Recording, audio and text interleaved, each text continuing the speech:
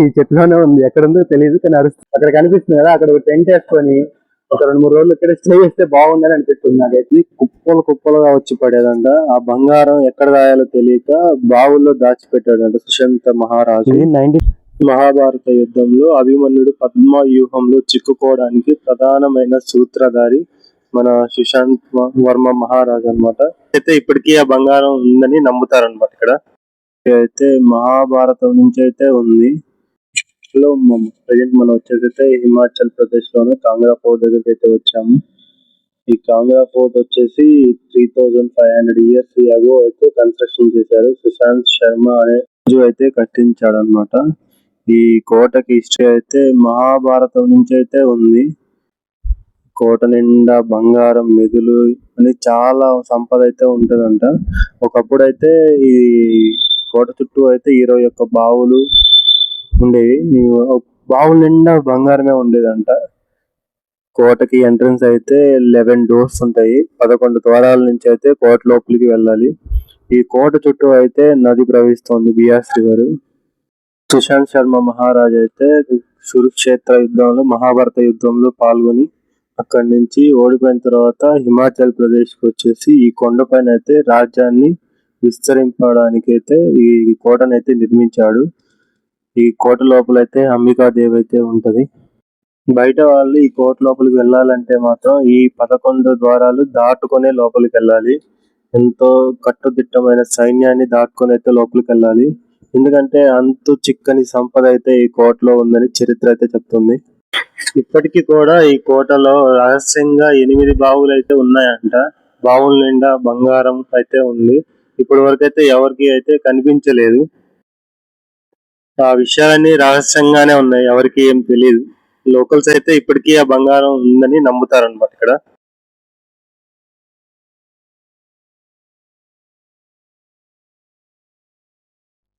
నేనైతే present port పైకి వచ్చేసాను. పోర్ట్ పై నుంచి వ్యూ అయితే చూడండి ఎలా ఉందో. ఫోర్ట్ ఇంకా చాలా పైకి, ఇంకా హైట్ లో ఉందన్నమాట. ఇంకా మనం వచ్చిందైతే ఇంకా హాఫే వచ్చేసాము. హాఫ్ నుంచే ఎలాంటి వ్యూ మనకు దొరికిందంటే ఇంకా పైకి వెళ్తే ఎలాంటి వ్యూ దొరుకుతుందో చూద్దాము. కోట చరిత్ర ప్రకారం చాలా పురాతనమైనది ఇండియాలోనే. పైకి వెళ్లే కొద్ది అయితే చాలా పెద్ద పెద్ద గోడలు, పెద్ద పెద్ద డోర్లు అయితే కనిపిస్తాయి మనకి. అలాగే లొకేషన్స్ కూడా చూస్తుంటే చాలా బ్యూటిఫుల్ గా ఉంది. నేచర్ కి చాలా దగ్గరగా ఉందన్నమాట ఇది, ప్రకృతికి. ఇండియాలో అతి పురాతనమైన కోటల్లో ఈ కోట కూడా ఒకటి. సుశాంత్ శర్మ మహారాజు దీన్ని నిర్మించాడు అన్నమాట. మహాభారత యుద్ధంలో అభిమన్యుడు పద్మ వ్యూహంలో చిక్కుకోవడానికి ప్రధానమైన సూత్రధారి మన సుశాంత్ వర్మ మహారాజు అన్నమాట. మనం ఇంకా పైకి వెళ్దాము, ఫోర్ట్ టాప్ వరకు. ఇక్కడ గంగా, యమున అనే పేర్లు రాసి పెట్టారు. కోట లోపల అయితే మనకి అంబికాదేవి దేవాలయం అయితే మనకి కనిపిస్తుంది. తన సంపదని రక్షణగా అంబికాదేవి కాపాడుతుందని నమ్మకంతో ఈ టెంపుల్ అయితే నిర్మించాడంట. అంబికాదేవి టెంపుల్ కి అయితే రాజుల కాల టైంలో బంగారం అనేది కుప్పలు కుప్పలుగా వచ్చి పడేదంట. ఆ బంగారం ఎక్కడ దాయాలో తెలియక బావుల్లో దాచిపెట్టాడంట సుశాంత మహారాజు. 1950లో ఎర్త్క్వేక్ వల్ల కొలాప్స్ అయిందంట కొంచెం.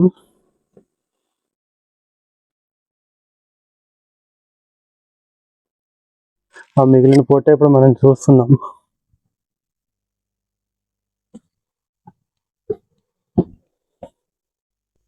ఇప్పుడు పోర్ట్లో ఉన్నాం కాబట్టి డిజైన్ అయితే మీరు చూస్తున్నారు కదా. నాకైతే చాలా అంటే చాలా వేరే అనిపిస్తుంది డిజైన్.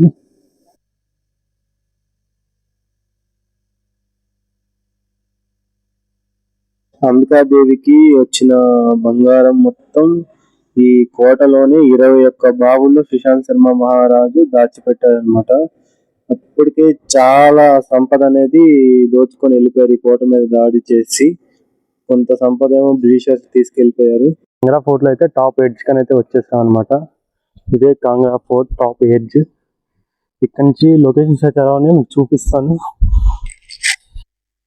చూస్తున్నారు కదా, ఇదైతే కాంగ్రా ఫోర్ట్ టాప్ ఎడ్జ్ అనమాట. ఇక్కడ నుంచి లొకేషన్ చూడండి ఎలా ఉన్నాయో. నాకైతే సూపర్ గా నచ్చాయి అన్నమాట. ఈ ఫోర్ట్ కి అయితే చుట్టూ 3 సైడ్స్ అయితే వాటర్ ఉంటది. వన్ సైడే ఉంటది ఓపెన్ గా డోర్. అందుకే ఈ కోటని అంత త్వరగా ఛేదించలేకపోయారు చాలా మంది రాజులు. అక్కడికైతే వెళ్ళైతే చూద్దాము. ఈ వ్యూ వచ్చేసి మాత్రం ఈ కాంగ్రా పోర్ట్ కి ఇటు సైడ్ అయితే ఉంటది అనమాట. అది ఇప్పుడు ఫస్ట్ చూసిన పాయింట్ అయితే అటు సైడ్ ఉంది. ఇప్పుడు మనం ఇటు సైడ్ వచ్చి చూస్తున్నాం ఈ వ్యూ అనమాట. జూమ్ చేస్తున్నా చూడండి. అక్కడైతే వాటర్ ఫాల్ అనేది పడుతుంది. అంటే వాటర్ ఫాల్ అయితే కాదు, అయితే వాటర్ అయితే పడుతున్నాయి చిన్న దారలాగా. ఇంత జూమ్ చేసినా క్లియర్ అయితే రావట్లేదు. కాంగ్రా ఫోర్ట్ టాప్ ఎడ్జ్ కి అయితే వచ్చేసాం ఇప్పుడు మనం. ఇదే హిల్ టాప్ అనమాట. ఇంకైతే ఏం లేదు, ఇదే చివరిగా ఉన్నది కాంగ్రా ఫోర్ట్ వ్యూ పాయింట్ అనమాట. ఇంకా లేదు.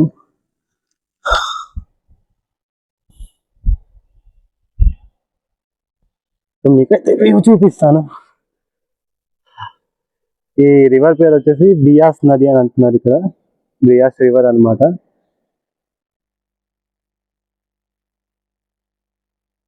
లొకేషన్స్ అయితే మైండ్ బ్లోయింగ్ అయితే నాకైతే.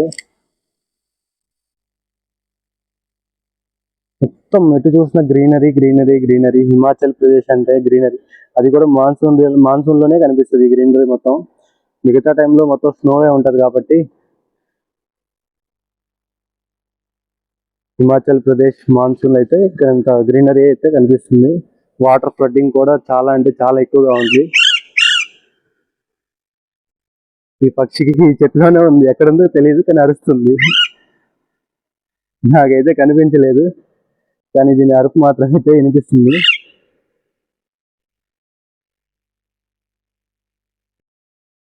నేను ఇందా నుంచి చెప్తున్నా కదా ఆ పక్షి అరుస్తుందని. అదే పక్షి కాదు, అది ప్యారెట్ అన్నమాట.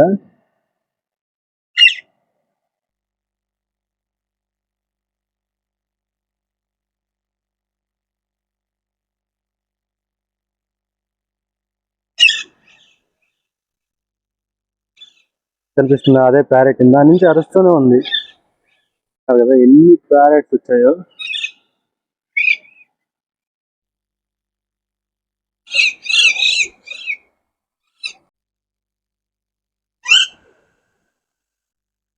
కనిపిస్తున్నాయి కదా ప్యారెట్స్ అన్నమాట. అవి ఇవి ఇందా నుంచి ఇక్కడిక్కడే జరుగుతున్నాయి.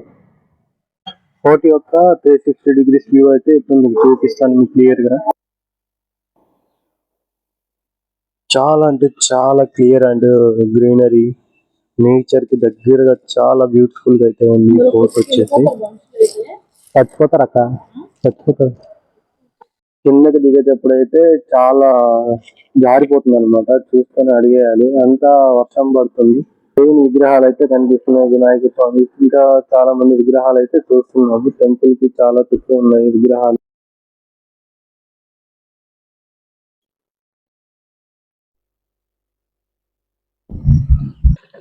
ఈ వాటర్ అనేది కొండల్లో నుంచి వస్తున్నాయి అన్నమాట. అంటే పైన కొండలు ఉన్నాయి కదా, కొండల నుంచి డైరెక్ట్ గా ఇక్కడ నుంచి కనెక్ట్ చేశారు. ఇక్కడ లోకల్స్ కూడా ఇదే వాటర్ పట్టుకొని తాగుతున్నారు. ఫోర్ట్ కింద అయితే ఒక కోనేరు లాగా అయితే మనకు కనిపిస్తుంది. ఇది ఫుల్ ఆఫ్ వాటర్ అన్నమాట. నది దగ్గరికి అయితే వచ్చాను కిందకి చూడడానికి. ఇక్కడ ఒక ఐరన్ బ్రిడ్జ్ కూడా ఉంది.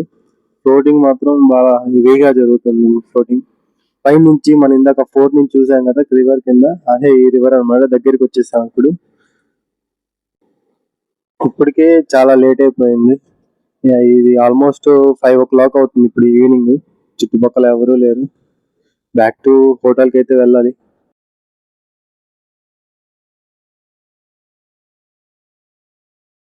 నది అయితే చాలా చాలా ఫ్లోటింగ్ అయితే ఉంది.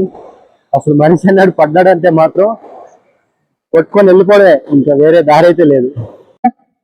ఇప్పుడు రివర్ దగ్గరికి అయితే మెట్లు అయితే కనిపించాయి మాకు, చూస్తున్నారు కదా. ఇప్పుడైతే మనం కిందకి వెళ్ళడానికి ట్రై చేస్తున్నాము. మెట్లు అయితే క్లియర్ గానే ఉన్నాయి. చూద్దాం కిందకి వెళ్ళి వ్యూ అనేది చూద్దాం.